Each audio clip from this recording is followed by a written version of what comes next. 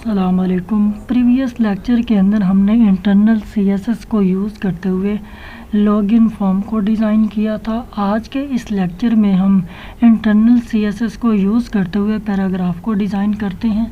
तो चलते हैं अपने कोड एडिटर की तरफ और देखते हैं कि कैसे उसको डिज़ाइन करना है। तो लास्ट टाइम हमने ये पैराग्राफ लिखा था, तो हम इस पैराग्राफ को कर देंगे रिमूव, क्योंकि ये बिल्कुल एक लाइन है पैराग्राफ की। तो हम इसकी जगह मैंने एक न्यू पैराग्राफ कॉपी किया, मैं यहाँ इसको करूँगा पेस्ट। तो मैंने पेस्ट कर दिया। अब हम इसको करेंगे डिज़ाइन कैसे करना है। ये पी वाले टैग के अंदर हमने देना स्टाइल वाला टैग, तो ये मैंने स्टाइल वाला टैग दे दिया। यहाँ हम देंगे कलर हमने कौन सा देना है, कलर हम रखेंगे ऑरेंज। ठीक है, कलर हमने ऑरेंज रख दिया। और उसके बाद हम देंगे फ़ॉन्ट साइज़ क्या होना चाहिए, फ़ॉन्ट साइज़ हमारा होना चाहिए 30 पिक्सल।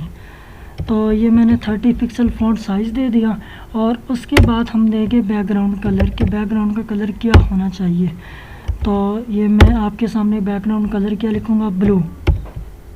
तो ये मैंने बैकग्राउंड कलर ब्लू दे दिया। और उसके बाद हम लिखेंगे फ़ॉन्ट फैमिली। तो लास्ट टाइम हमने ये यूज़ भी किया था फ़ॉन्ट फैमिली वाला टैग।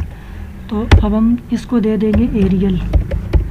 तो ये आपके सामने मैंने जो है ना ये टैग वगैरह लिख लिया है इसको डिज़ाइन करने का। अब हम इसको करेंगे सेव करने के बाद अब हम इसको रन करके देखते हैं कि कैसी हमारी आउटपुट आती है। चलते हैं अपने ब्राउज़र में और इसको रन करके चेक करते हैं।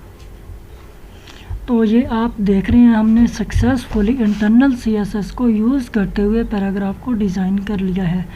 तो आज के लिए इतना ही काफ़ी है। मिलते हैं इंशाल्लाह नेक्स्ट लेक्चर में, तब तक के लिए अल्लाह हाफ़िज़, कीप लर्निंग।